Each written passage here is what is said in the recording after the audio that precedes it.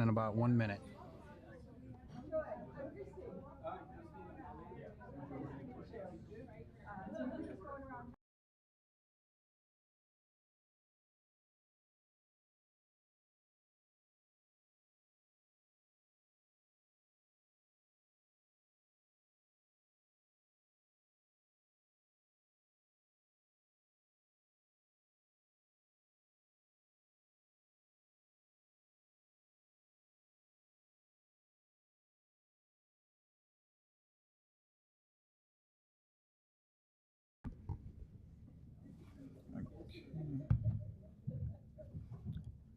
Good morning, everyone. Yeah, on behalf of the Graduate Student Senate, I want to extend a warm welcome to each of you to the 2024 Graduate Students Professional Development Day here at Bowling Green State University. I am Abiola John Shebayo. I'm your professional development representative at the Graduate Student Senate, and it is my pleasure to kick off today's exciting lineup of sessions. We are gathered here at Bowen Thompson Students Union, room 308, with many joining us virtually for a day focused on learning, growth, and connection. Today's event is all about exploring new perspectives, expanding our professional horizons, and building pathways that will shape our futures. We are incredibly honored to have our amiable Dr. Donald Asher with us today. Dr. Asher is an internationally recognized author and speaker, known for his expertise in careers and higher education. His work, including the acclaimed graduate admissions essays, Write Your Way into Graduate School of Your Choice, has guided countless individuals on their journeys to academic and professional success. We look forward to his insights during our first session, which is beginning with an end in mind, as well as his later session on developing your alternative academic career goals. These discussions will provide invaluable guidance as we think about our next steps in our professional lives. Dr. Asher has mentored someone through doctorate and classics and into a career where they earn $500,000 a year. I think it deserves a round of applause, please. But that's not all. We also have the privilege of learning from Kat Williams and Rachel Froman, career design coaches from Cooling Career Hub, who will be leading a session on building your professional brand. Additionally, we are excited to hear from Gabriel Dunbar, Assistant Director of Life Design, in a session on designing alternate career pathways. I also want to highlight a special opportunity during our networking launch. It is going to be a very nice time. I encourage each of you to make the most of this day, our Professional Development Day, by engaging in discussions, ask questions, and take time to reflect on the insights shared. Today is about equipping ourselves with tools and knowledge to navigate our future with confidence. Thank you all for being here. I'm excited to embark on this journey of growth and discovery together with you. Let's make the most of today's opportunities to learn, connect, and grow together. Without further delay, let's welcome Dr. Donald Asher to our first session, beginning with an end in mind. Thank you. Thank you, Abiola. Appreciate that. Students, you'll want to have a pen and paper. So we have extra pens and we have paper over here because this is not just a lecture, it's kind of a workshop. So I want you to be able to participate in some things that are coming up. Also, there's some data in here, and you'll probably want to capture some of that data. Including, I'll teach you a way to make all the drinks you want at the local bars by arguing about the unemployment rate for PhDs. So all that's coming up. So my goal in the next 50 minutes or 45 minutes is to change the way you think about the job market and the relationship between higher education and the job market. So it's a pretty big goal. Also, I want you to think about who it is that you're going to share this information with. Who do you know that you need to go and enlighten with what you learned today? So figure that out as well so that we can leverage this event more deeply. Those of you who are students on this campus, this will be available by recording later. So we're off to the races here. I'm going to switch to this mic here because it's more entertaining. All right, so when somebody asks you what did you learn here today, tell them that what you learned is that you have to turn this on. Oh my gosh, it worked a minute ago. All right. Oh, it's the computer. All right. So when someone asks you what you learned in this room, what you learned is that you get jobs by talking to people. I'd write that down. If the whole session has like one sentence, I'd go ahead and capture that sentence, because then you can just like let your mind wander. Because this is, in fact, the point that I came to make. Everything that I'm doing is about this one point. And if you get this point, then you're going to be successful. So you get jobs by talking to people. To give you some examples of things that don't work, is you talking to a database does not work. So when people apply online, and people love to apply for online openings because you could do it in your pajamas at night and it feels satisfying, but not much happens. So only about 15 to 20% of jobs change places by someone who initially applied online. So I was in Los Angeles doing a radio show, and the students were calling in and saying, I graduated 7 months ago and I still don't have a job.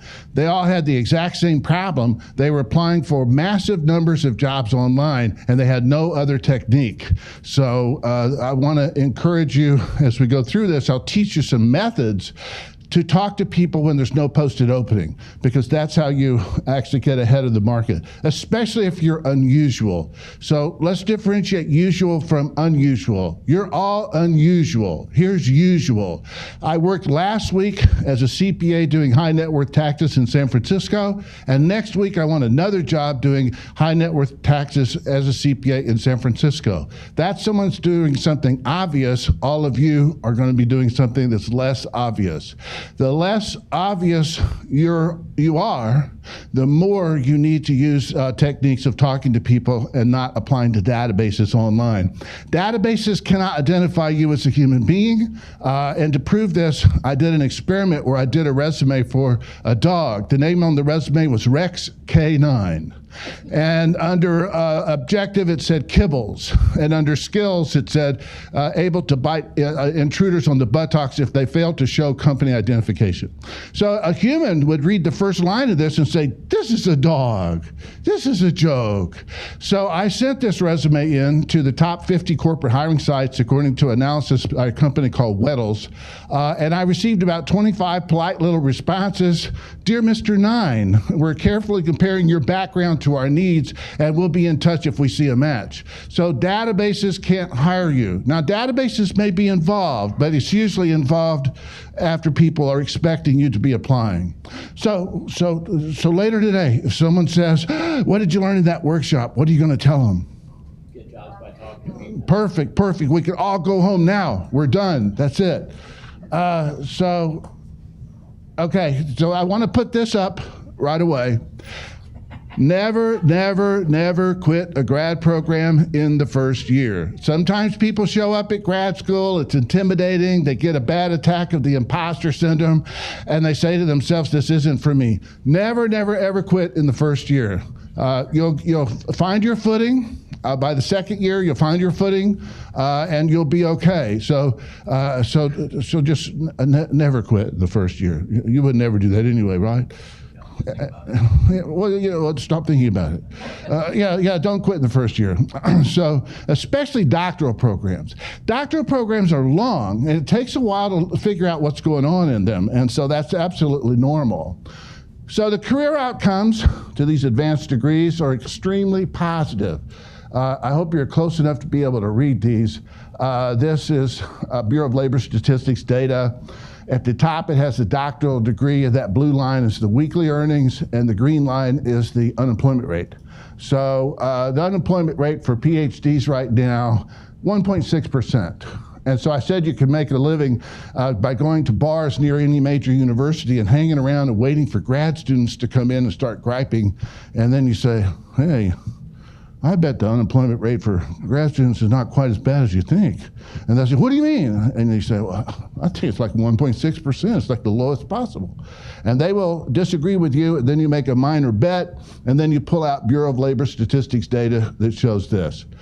So 1.6% unemployment rate. Usually, the unemployment rate for doctorates is lower than that second category. That second category is a made-up aggregate made up by BLS PhDs so that they could artificially put PhDs at the top of this scale. So the second one is doctors, lawyers, dentists, and veterinarians. And usually unemployment rate for doctors, lawyers, dentists, and veterinarians is higher than PhDs, and the pay is almost the same. So they artificially created this category so that they would be at the top. One of the things that you get with a PhD is power. You get the power to design how you report your data, and the full-time professional PhDs at the BLS love to do this. So that entertains me greatly. So the career outcomes are solid. PhD wage premium is about $1 million, including opportunity cost. So it's a very big boost of lifetime earnings. It eclipses gender, race. So if you're interested in career advancement, it's like a total reset to get advanced degrees. Master's degree wage premium is about $300,000, including opportunity costs. So these do pay off. They pay off very well. So what gets you to the finish line of grad programs is to have a goal of a career where you're going to use this education after you graduate. So you see down at the bottom, 12 years of dance. This was a friend of a friend at the University of North Texas, Denton. And so she had been dancing for 12 years in a PhD program in dance. And I was at a cocktail party, and I said, why are you there for 12 years? And she said, my girlfriend runs the program, and I can keep staying here and dancing as long as I don't graduate. But if I graduate, I have to go get a job. So my idea is, if you have an eye on that job, you're going to finish your grad program right on time, because you're going to step from there on into your future.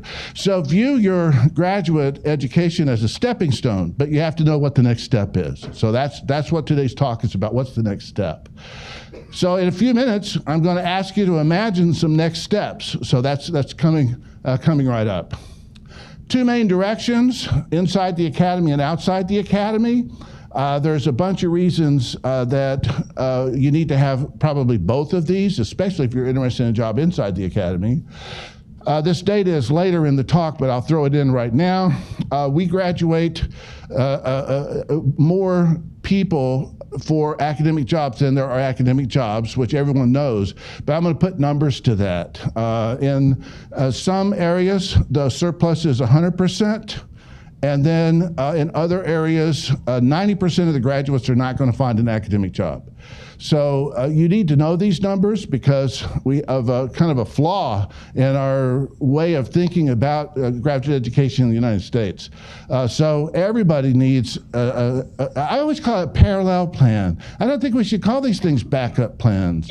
So I think we should call them a parallel plan. And Abby was talking about someone I worked with in classics. He had a classics PhD, and I helped him get a job at $500,000 a year.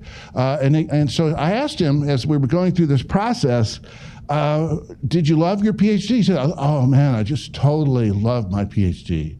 It was the most intellectual time in my life. It was the richest time in my life. And I said, okay, well, how come you're going to walk away from that and go into finance? And he said, $500,000 a year. Okay, let me explain it to you, and we can count them out.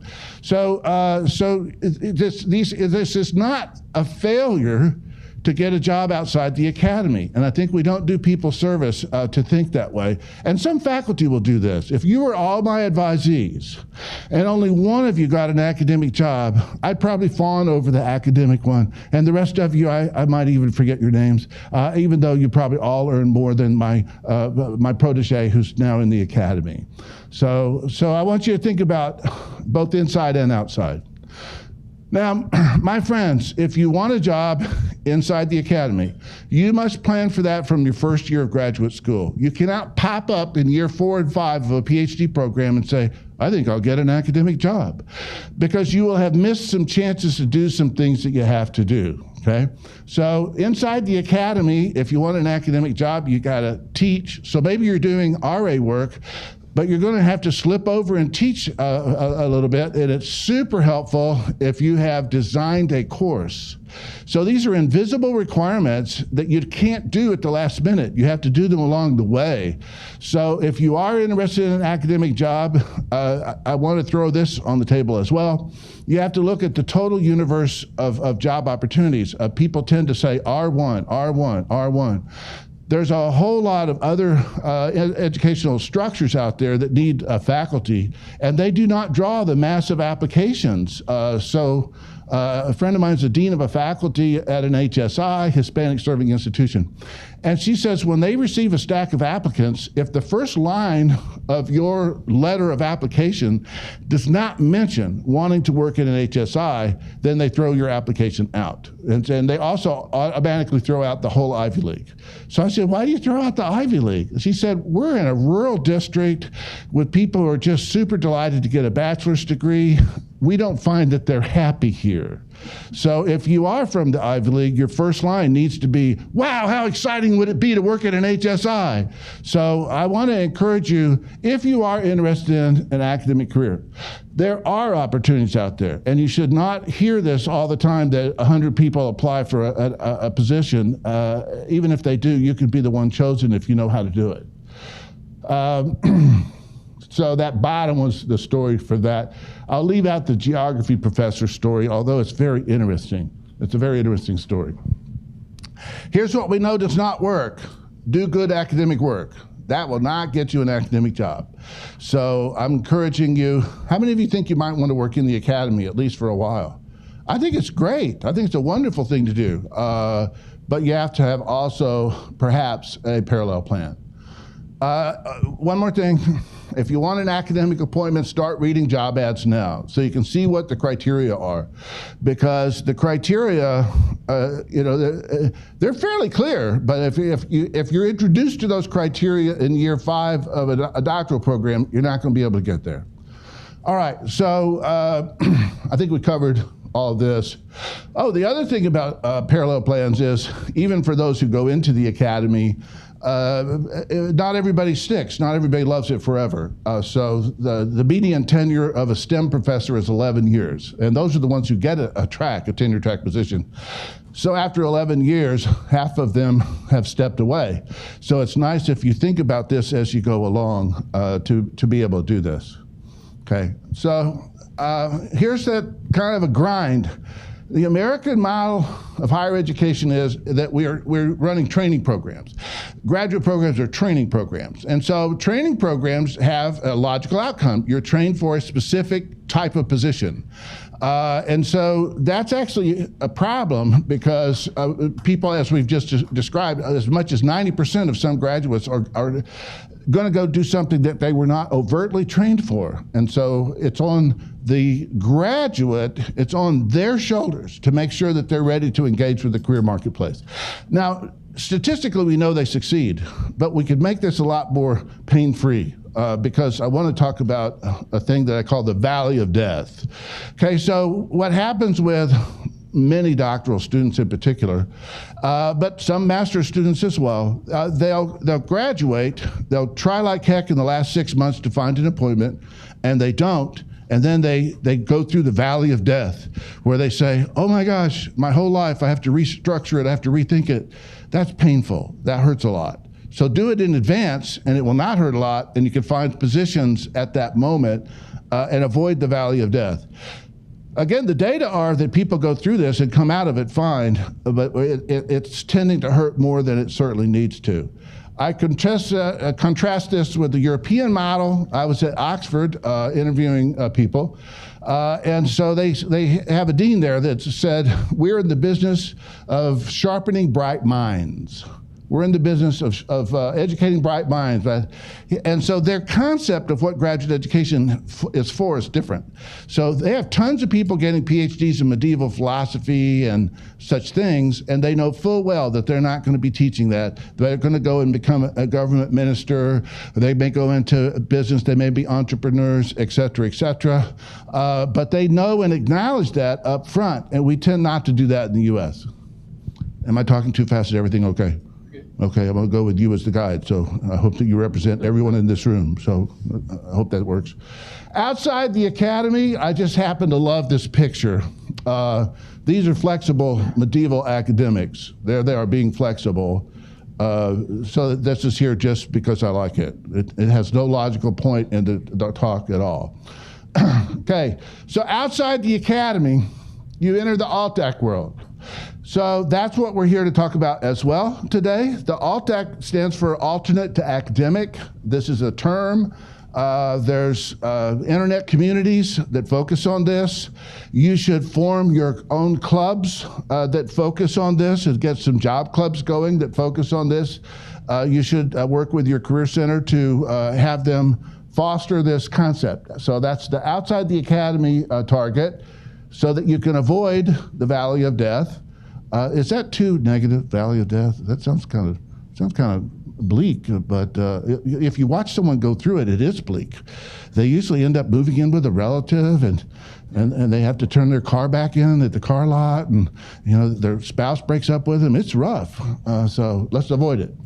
Okay, so what is career development? This is career development: ideation, exploration, and search. So what people will do very frequently that don't know much about the job market is they'll jump straight to search without doing ideation or exploration. The problem with jumping to search is you find something, but it maybe is not the something you could have found if you had done those other two things first. So in the middle of a job search, you'll be doing all three of these things simultaneously.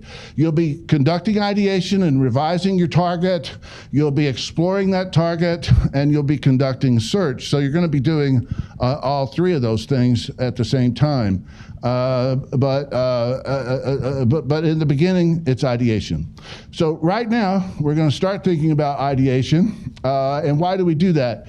Because we do a poor job of it. Here's what everyone asks grad students. Oh, what are you getting a degree in? And then they're going to say, oh, what do you plan to do with that? And the more esoteric the degree, the more condescending their tone is when they ask you, what are you going to do with that? And what we should be asking is, what do you want to do after you graduate? That's the question we should ask. So this is the question I'm going to ask you. What do you want to do after you graduate?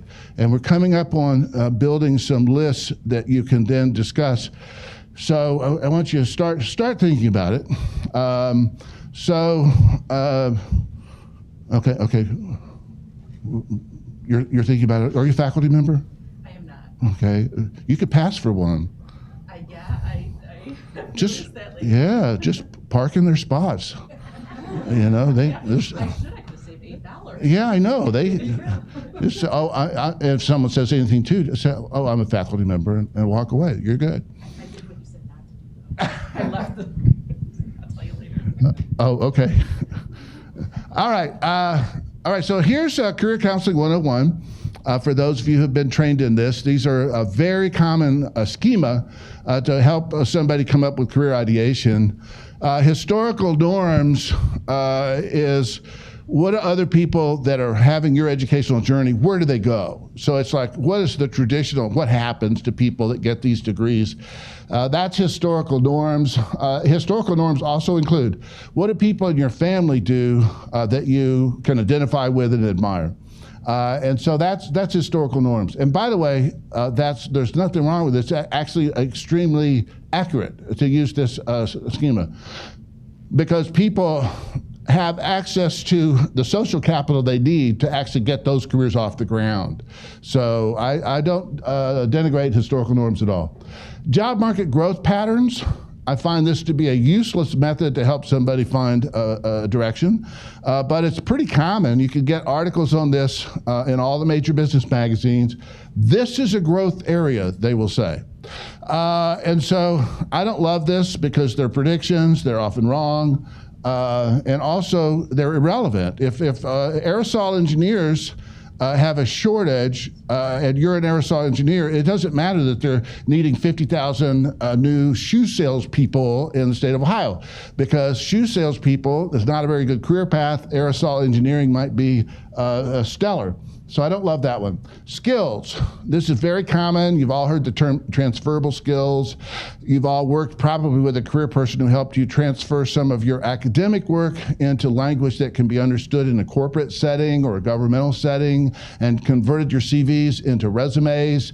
That's a skills-based technique for developing targets for you. Interests. Interests actually should have a higher ranking, but and I do want to say this is super important. The hottest tech companies have all the engineers that they need. They actually have a shortage of English majors and anthropology majors. So sometimes students will sit here, they're like, I got this degree in literature, what can I do with it? Well, you can work at Google.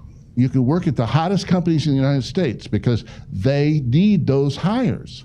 And the students are not applying because they think, well, I'm not techie. So 25% of new hires in technology companies, career track new hires, are not technical at all.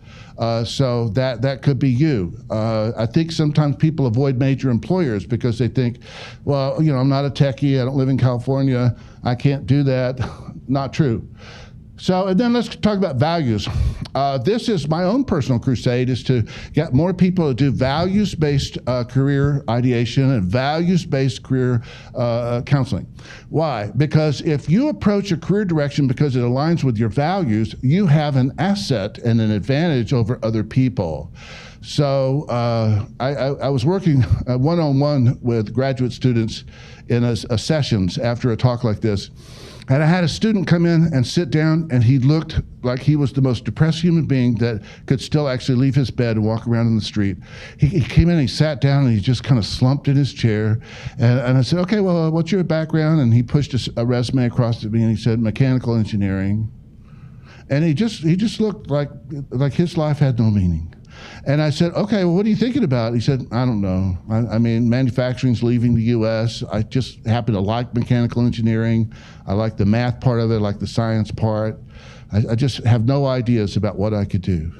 And so I stopped that whole line of questioning. I said, well, what do you care about? And he said, well, what do you mean, what do I care about? I said, well, let's just start with what you care about. He said, well, what I care about is veterans, and I care about veterans issues. I said, okay, why do you care about veterans issues? And he said, well, because my brother was in Afghanistan, he got blew up, and I think we're not taking care of our veterans.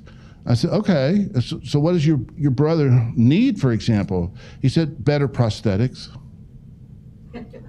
And I said, wow, you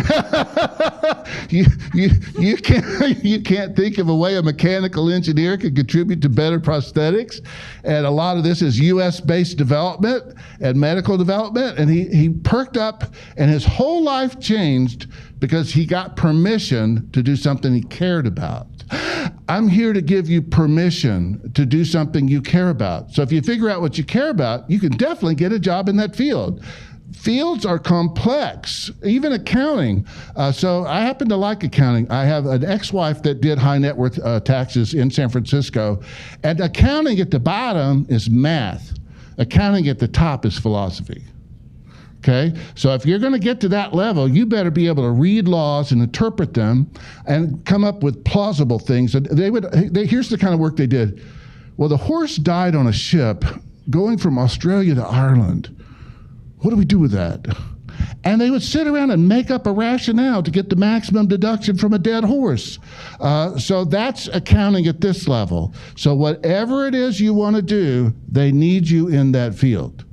So here we go. Let's take a look. Values-based. If you've never seen this Venn diagram, it's an important one. So where these three circles overlap is often, I call it the sweet spot. It's often a place where you can find the optimum career choices. So I do not ascribe to do what you love and the money will follow. I just don't. So if you think that, come and see me, and I will try to extract that from your brain and kill it, because you need to get paid. If you take a vow of poverty and you're like 23, that's okay, but you're not going to be 23 forever. And sooner or later, you might want to have kids and have a car that starts. And so a vow of poverty is a temporary thing. Long term, you do need to get paid. So compensation, passions, skills, the sweet spots in the middle. Out of these three, the one that will trump all the other ones is passions, because if you have a passion for something, you'll show up early and stay late. You'll invest in your own training about it. And those things result in a higher skill level, and the higher skill level results in career advantage. So out of all of these, sometimes this workshop is like 4 hours long, and then I tell a long story about this guy I went to a writing class with. He was the worst writer in the class, but he wrote more than all the rest of us combined, and he ended up a magazine editor. So I guess he learned a few things somewhere in there, not how to write, of course, but editors don't necessarily know how to write. Is this useful for you? Yeah. Okay. All right. Don't be poor. Decide right now. I'm not going to do it. All right. Okay, good. Okay. All right, values-based career ideation. I tell you, this is my favorite of all time. Here, read that really loudly. Really loudly? Yeah, in there. Yeah. Practical, real world. Wait, this is somebody in this workshop at a different school, and this is what he wrote when I said, "What do you care about?" And I'm still trying to figure out what it means. Go.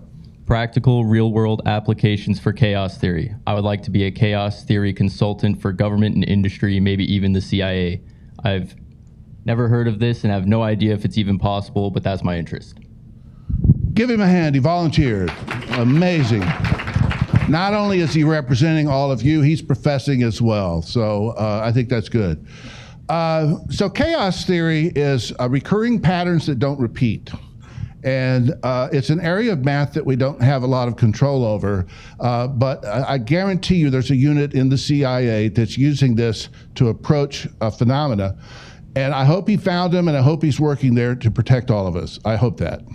Okay, so what do these 5 people have in common? I'll do the clicking and you read them out.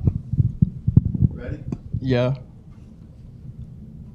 Bank officer, stock market analyst, music therapist, director of Senior Citizen Center, field archaeologist. Okay, what do you think they have in common? Go. Say again? Somebody relies on them.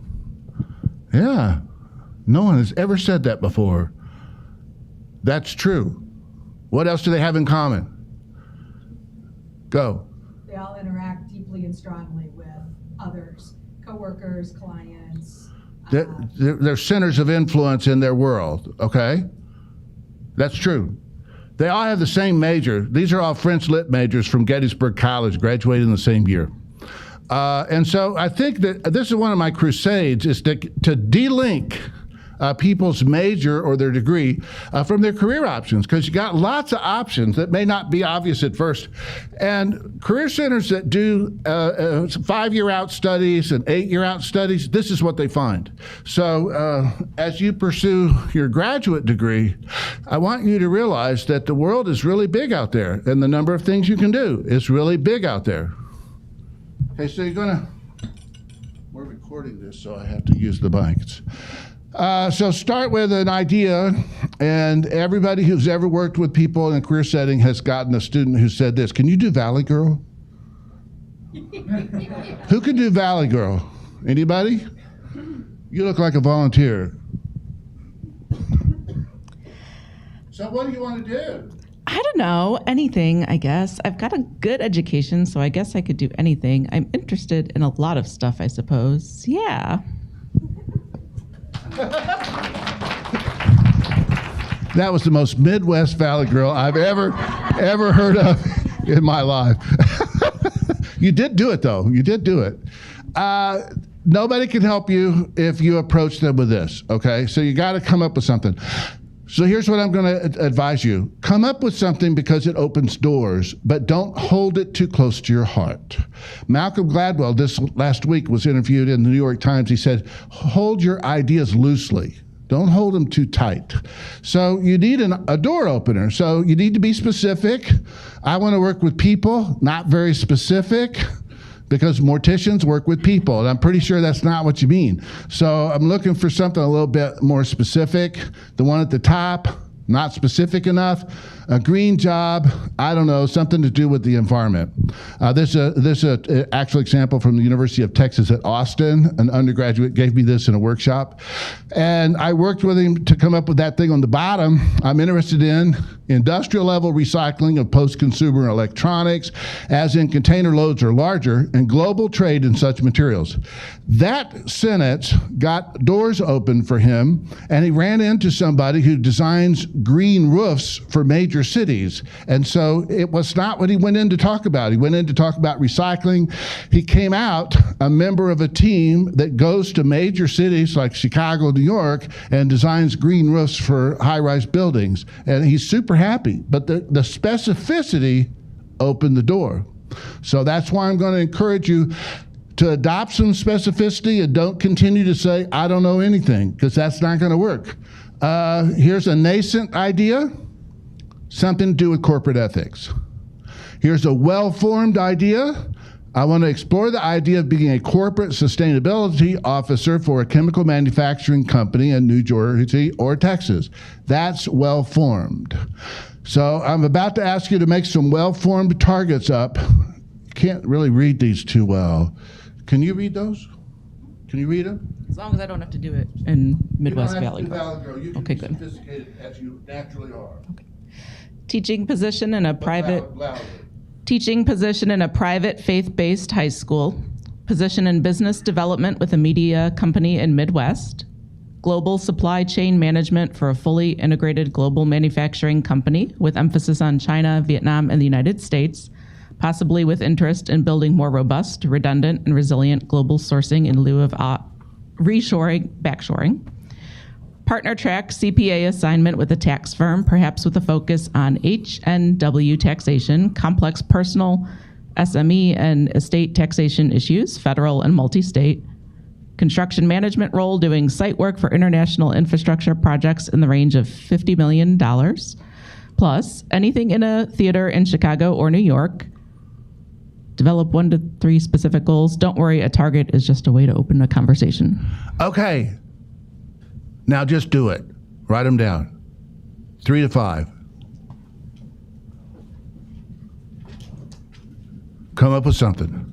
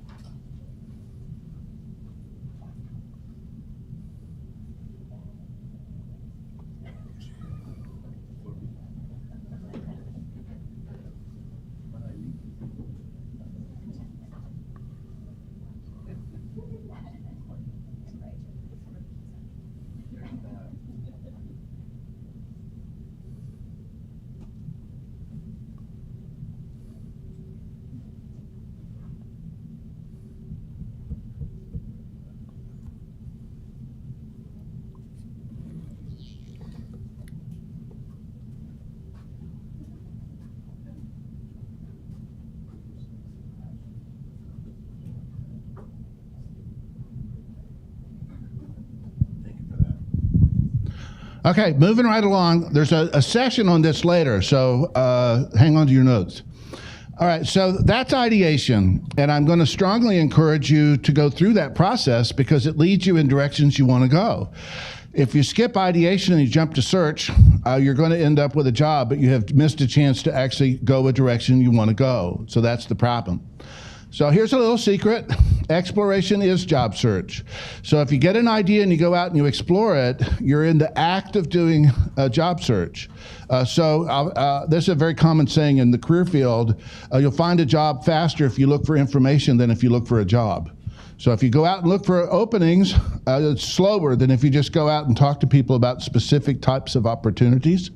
So know that and own that. You got to have an iceberg in your slides, or you just can't leave town, right? So there's my iceberg. Posted openings there's a lot of bad information out there on this. Let me walk you through this because you're grad students. I'm going to give you the actual nuance. 15 to 20% of jobs are gotten by somebody who initially applied for a posted opening. That's not the same thing as saying that 80% of jobs are never advertised. That's not true. They're advertised, but the employer doesn't hire somebody who applied to the advertisement. And why not? Because this is an inside candidate, and inside candidates are always preferred. So the national lie rate on management level resumes is 25%. So I've been reading these research articles for 20 years. There's some show higher than that, almost none show lower than that, but I can guarantee it's about 20%, which means 20% of the resumes in a stack of resumes have a material lie.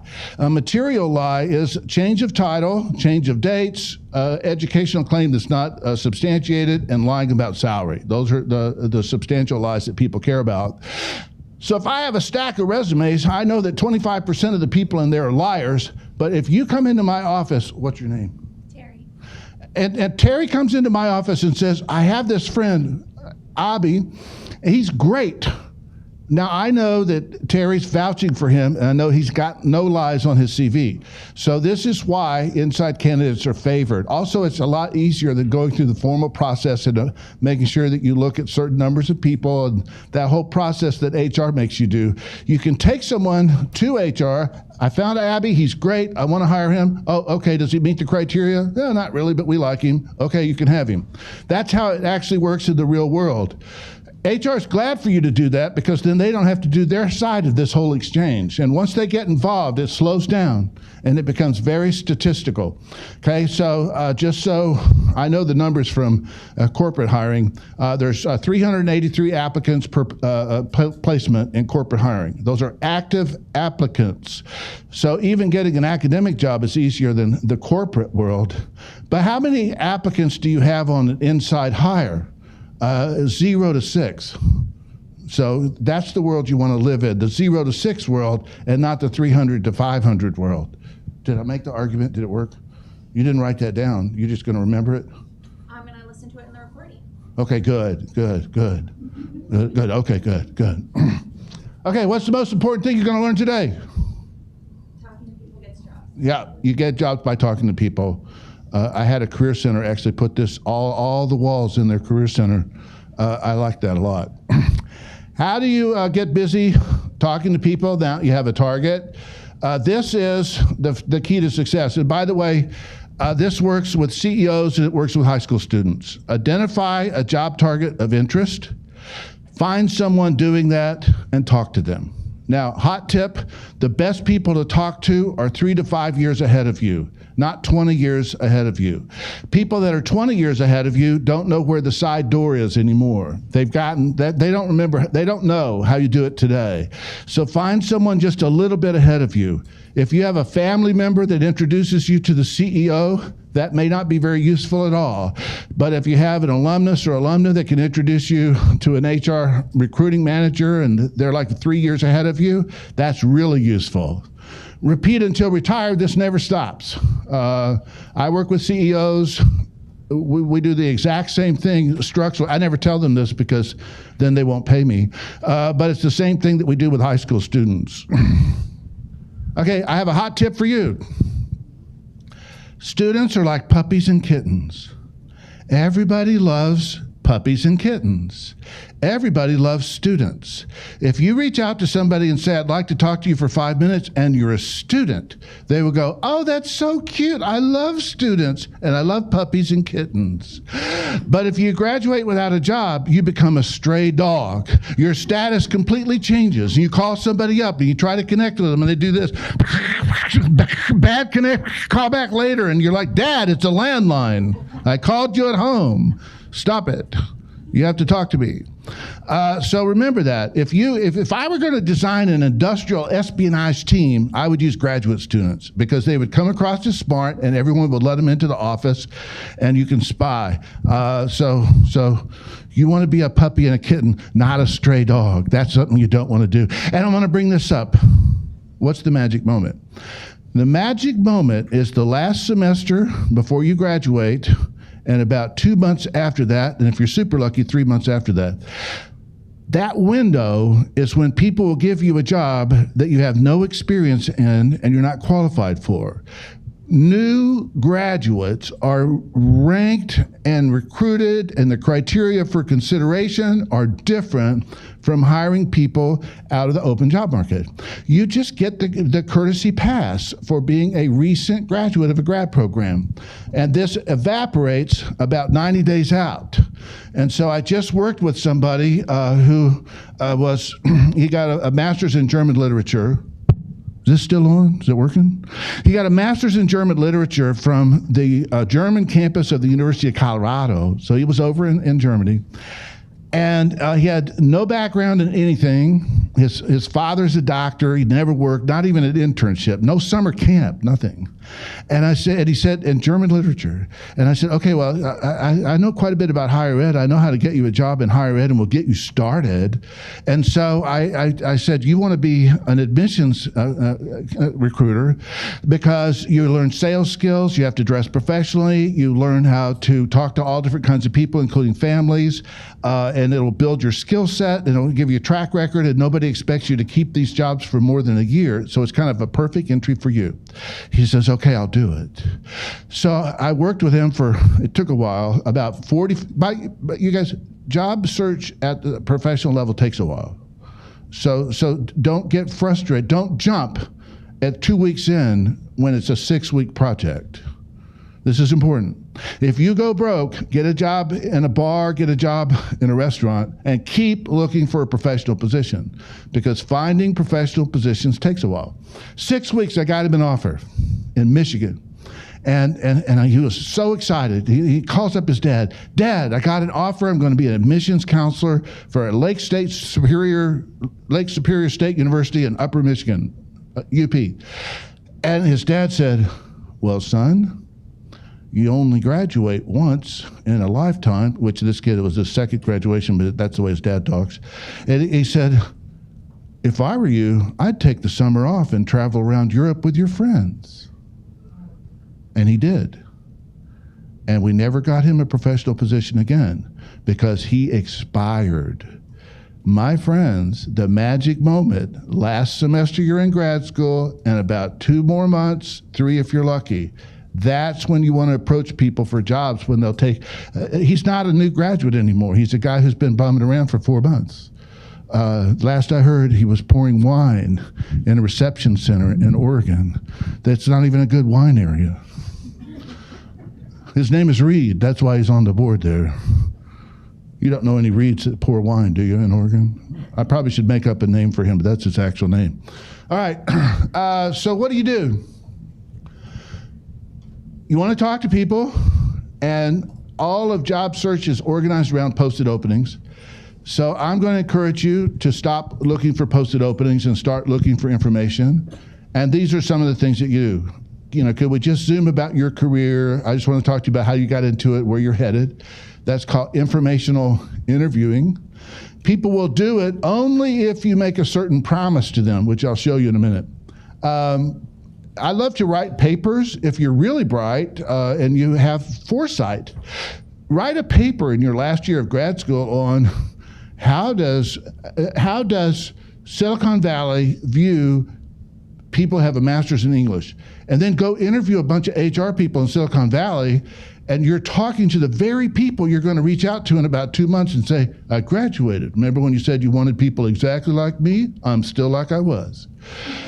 So I love that one kind of the best. I've had students really have success with that. So turn the paper in, get yourself an A. You can literally just Google people in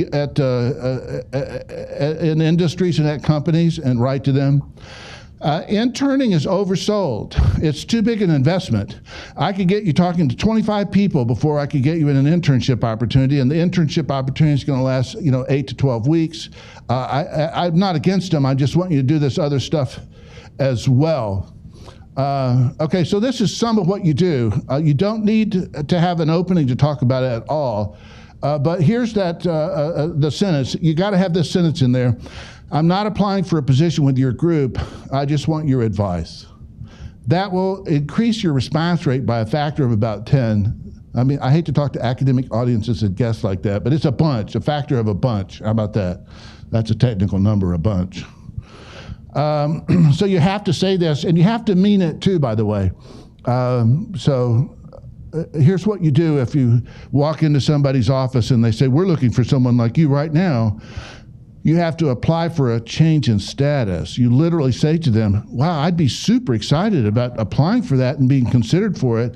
How do I become a candidate, an official candidate? And you ask for a change in your status from an information seeker to a job seeker. And that's the graceful way to deal with that when you run into it. Okay, now, from doing workshops and work with students, I know that you are reluctant to do some of this. And in particular, you're reluctant to try hard enough. And in particular, you're going to use social norms for interacting with people when you need to use corporate norms, organizational norms. So in the social setting, it's a literal rule. You can look it up. If somebody turns down 3 invitations from you, you're supposed to let them go. Okay, unless they have extraordinary reasons. So if you invite somebody out 3 times, the 4th time becomes stalking. You're not supposed to do that. But in a business setting, you can reach out to somebody once per day, as long as you're nice and polite, once per day for the rest of your life. Okay?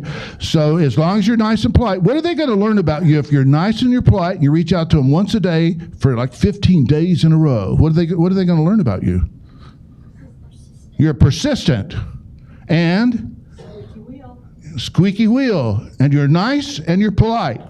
Those are really good things to learn about you. So this is a norm.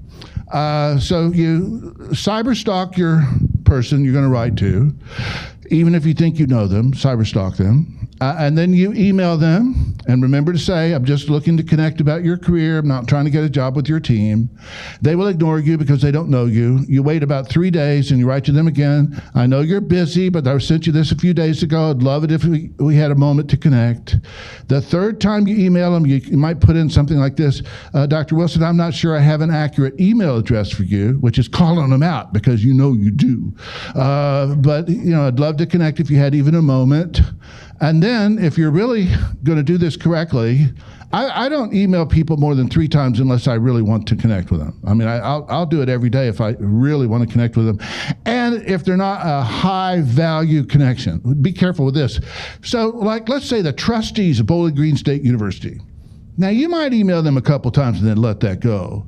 But let's say the dog walker that takes care of your ex-spouse's dog, I'd call that person every day until they call the police on me, because it's a low-value contact. It doesn't matter if they like you or not. I hope you're getting this. So in this setting, the snail mail, you can literally write them a letter.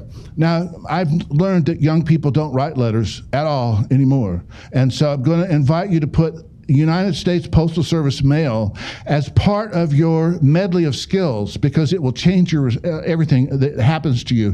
Mail has a half-life of days, weeks, and months. Email has a half-life of hours. So if you mail somebody a letter, I mailed somebody a letter once, and then I connected with them, went to their office 6 months later. When I got to her office, my letter was sitting on her credenza with dust on it. She tossed it over there, and it just sat there gathering dust. 6 months, and an email's gone in an hour and a half. So well, by the way, learn how to send business letters. I had an office manager I hired, very well regarded, and I asked her to send a letter to a university president, and I told her what goes in the letter. and she did everything wrong that you could possibly do, and I didn't anticipate this. It looked like a printed out email, and it was unsigned.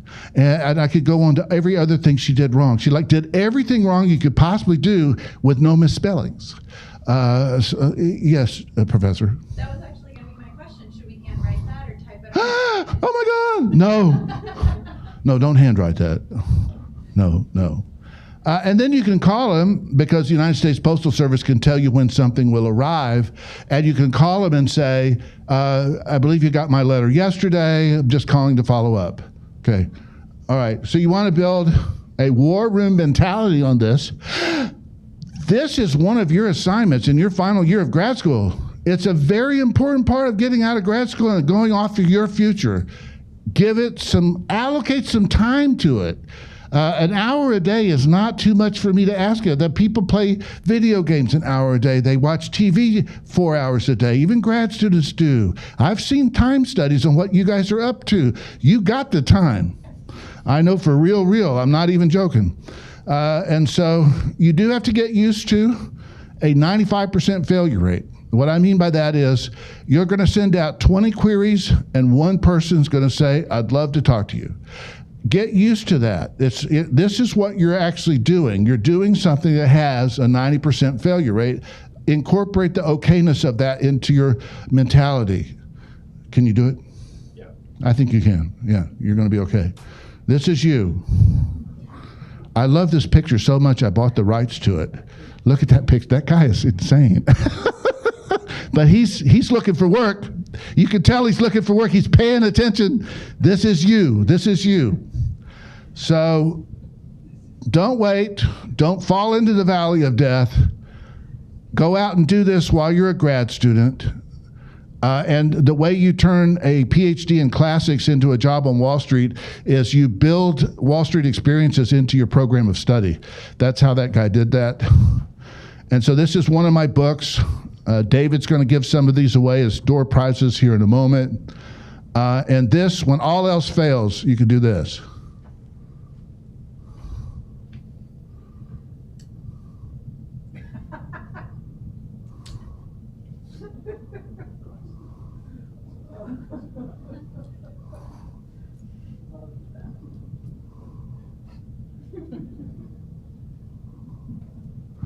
So this is in one of my books, and I was driving on the toll road turnpike in Pennsylvania, and a student used it out of one of my books, and he got a job with it. He was on NPR telling this story. And so that's it. That's the letter he used. And they called him up and said, "You're pretty funny. We're going to take another look at you." And he got a job that way. So I want to thank you for your time, and we have a few moments for Q&A. Thank you very much.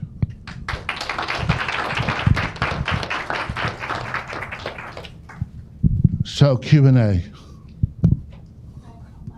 Yes, please. I just want to ask, they were talking about the story about getting a job within that magic moment. The magic moment. They said they feel like the last story is limiting. I know multiple people that have had trouble finding a professional position from 6 months to 3 years, so it can be understandable that the magic moment be within the first 3 months after graduation. What is your advice for after that? Okay, that's a valid question. Absolutely. You keep doing this, but your attractiveness diminished a little bit. And so if when you can change industry and function at the point of graduation. After 90 days have passed or 6 months, you may have to compromise on your entry point.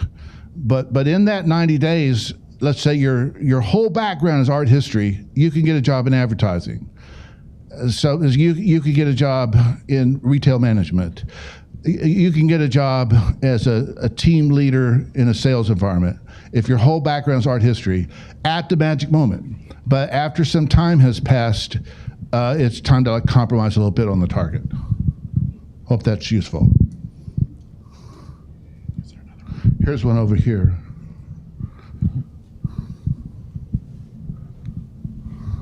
Would you have any advice on resumes? I know one common advice I often see is not just to submit a resume, but a cover letter and all of that. Would you say that that has become more necessary now more than ever, or is it just still as a courtesy? Or is there other things you can do to, outside of just a resume and cover letter, to make yourself look more attractive, not just as a job applicant, but as a human being in a job environment?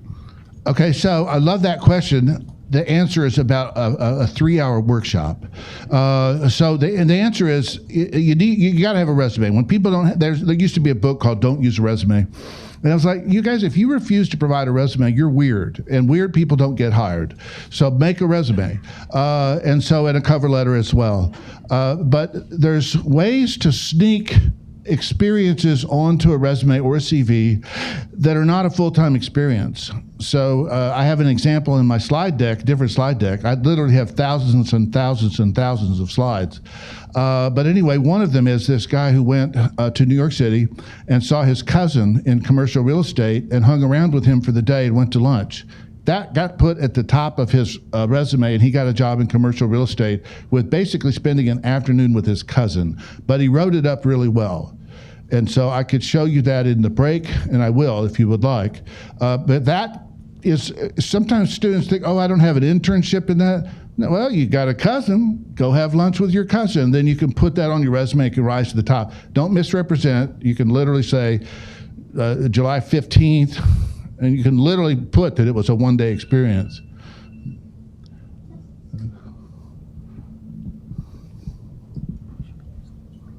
So, the process of narrowing down from the vague idea to very precise one, you said to write few ideas, right? Yeah. So it's like a whole journey. Do you have any cheat code to get down there? Yeah, but it's just a way to get somebody to talk to you. So you're not actually restricting yourself to that opportunity only. It's just that you're showing that you've thought about it enough that you have a fairly specific. People will talk to you if you have a specific idea. So so when people resist that narrowing down, it's because they think that they're narrowing down their options. You're not. You're narrowing down your entry.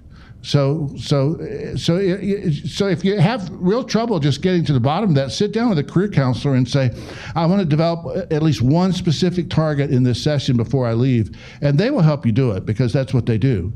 But it's generalists hate to do this, and as a generalist, I understand that. But if you want the door to open, you tell them you're interested in industrial level recycling, not that you're looking for a green job. Did I answer your question, or you seem doubtful? It's okay. Okay.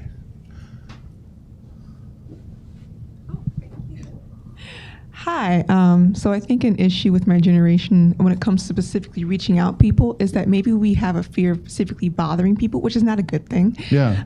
So when it comes to reaching out for people for specifically corporate positions, would you recommend specifically reaching out to HR, for example, or reaching out to that individual in that field? If that makes sense. So there's a couple of sessions on that coming up today. I hope none of you are in HR. I'm in HR. HR is where ideas go to die. Oh. Yeah, so don't approach HR until people tell you to. Approach everyone else that you could possibly find at that place first. And you don't have to know them. You could say, I saw your name and title on your company's website, and I'm interested in your company and the industry that you're in. And that's enough of an entree. We have this idea that networking involves calling people you already know. No, networking can be, if you can find their email, you can network with them. And so I shouldn't speak ill of HR. HR does great work all the time, but they're the 28th person that you approach. You approach the other 27 people first. Is that useful? That does. And so let me address this thing about your generation being reluctant to bother people. My friends, the techniques I'm teaching you work. And so I always run into some, usually older people. I used to do outplacement. I would have somebody say, I'm not going to do that because I'm not going to do that. I'd say, okay, you're not going to do it now. But if you're unemployed for 6 months, your kids are hungry, you're late on your mortgage, maybe you'll do it then. But if you did it now, you'll have a job and you won't be late on your mortgage. So you guys get over yourselves and start bugging people. I want you to look at your neighbor and say, I am willing to bug you. Okay.